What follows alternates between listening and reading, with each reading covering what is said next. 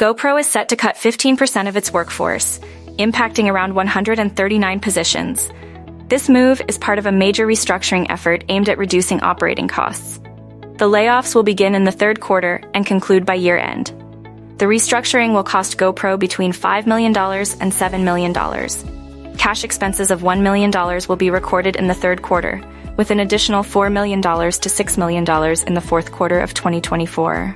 Despite this, GoPro's shares rose by 1.5%. GoPro faces a challenging market with a 22.7% revenue drop in the second quarter.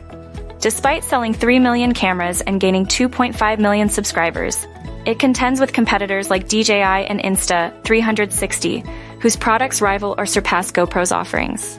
Founded in 2002 by Nick Woodman, GoPro revolutionized action cameras, capturing thrilling moments.